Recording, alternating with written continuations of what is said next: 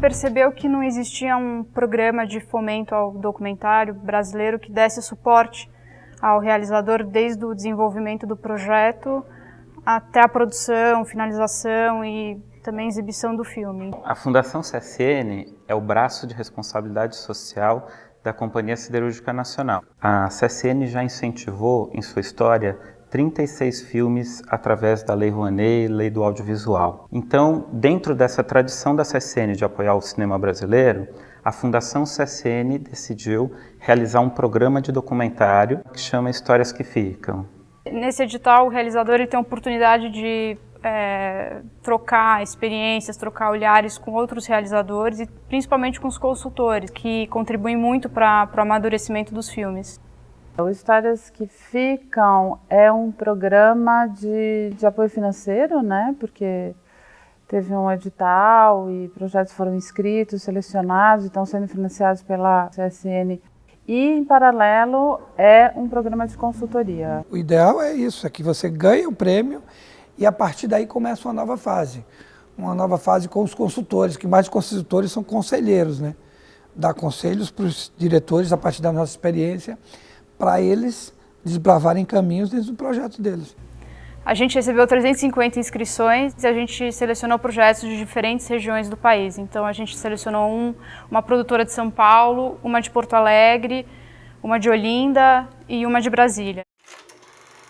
Como foi entrar em uma sessão de cinema e descobrir ali que ele não era mais presidente?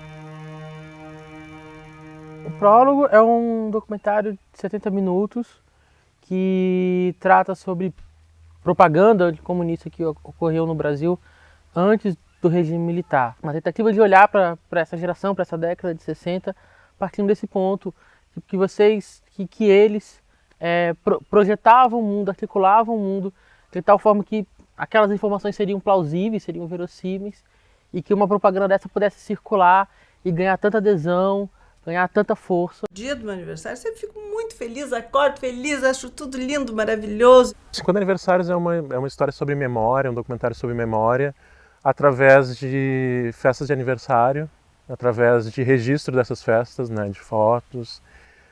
São esses pequenos fragmentos de memória, de uma memória pessoal. Eu gostaria de perguntar ao dramaturgo Carlos Henrique Escobar, depois de ver a sua peça, se o senhor realmente acredita que Euclides da Cunha foi assassinado pelo governo militar. A sua questão... Então, meu filme é um filme sobre o meu pai, Carlos Henrique Escobar, que foi preso e torturado na ditadura militar. Moro em Portugal há 12 anos. O filme começa com essa minha ida até ele para... Eu fiquei muito tempo sem falar com ele, sem saber a história dele, então ele começa meio nessa jornada de tentar descobrir um pouco do passado dele, e especialmente em torno dessa questão da tortura na época da ditadura militar, e vai se transformando, na verdade, cada vez mais num processo de aproximação assim, com ele, com meu pai. Ele viu os meus filmes, que passava aqui nos sábados, nos domingos, a sala sempre toda lotada de Chavante. É a história, talvez, do encontro de dois cineastas. Um cineasta alemão, missionário, que chegou em 1957 naquela missão e filmou diversos rituais de uma forma muito específica, muito peculiar. E como que o divino, ou seja, o Chavante, como que ele olha para essa realidade.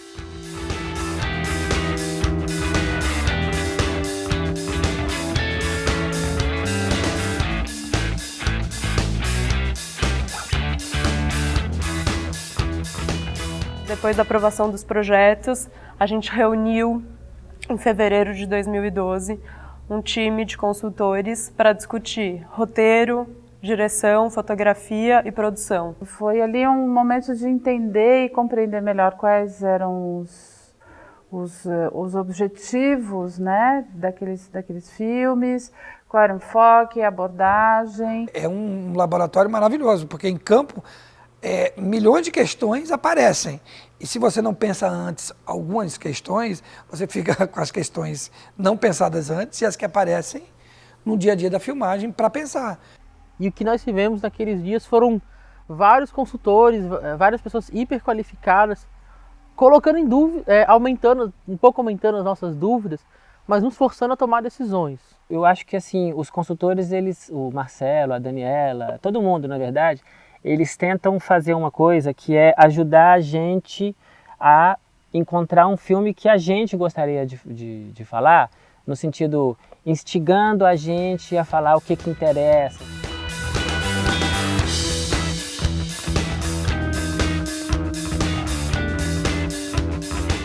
E agora, no laboratório de montagem, a gente reuniu o Marcelo Gomes, a Daniela Capelato, a Karen Harley, para falar especificamente de montagem, e o Valdir Xavier, para falar sobre o som de cada um dos filmes. A gente trabalhou as imagens que foram feitas, né, o resultado desse processo de filmagem, e a gente trabalhou em cima desse material as estruturas. Eu acho que a questão da apresentação dos personagens, ela não é tão complicada quanto num outro filme, entendeu? O que aconteceu primeiro, assim, os 4 consultores entraram um pouco, como eles chamaram, de batalhão de choque em cada projeto, ficaram 2 horas.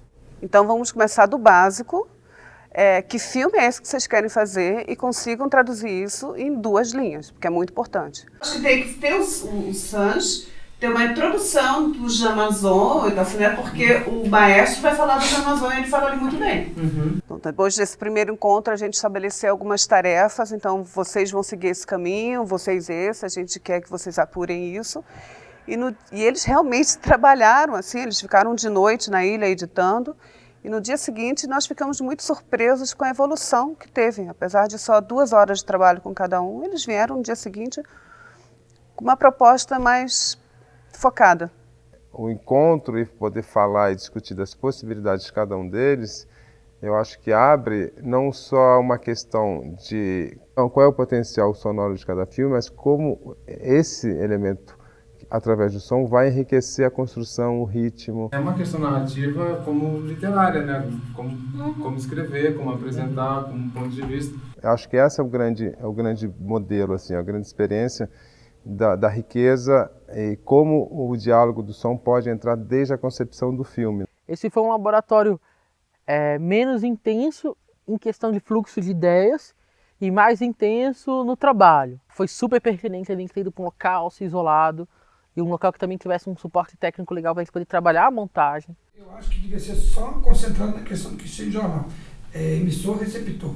Eu fico muito feliz quando na avaliação de hoje o Gabriel falou, olha, essa conversa com vocês me ajudou a enfatizar mais o filme que eu quero fazer. De novo, aquele olhar que te faz ver o essencial, faz ver aquilo que para ti era importante, mas que ao longo do processo tu vai perdendo. Assim. Então, por isso é importante, enfim, esse momento de parar e ficar uma semana aqui com os consultores e ter esse processo de quase que terapia de grupo, de buscar um pouco da essência do projeto.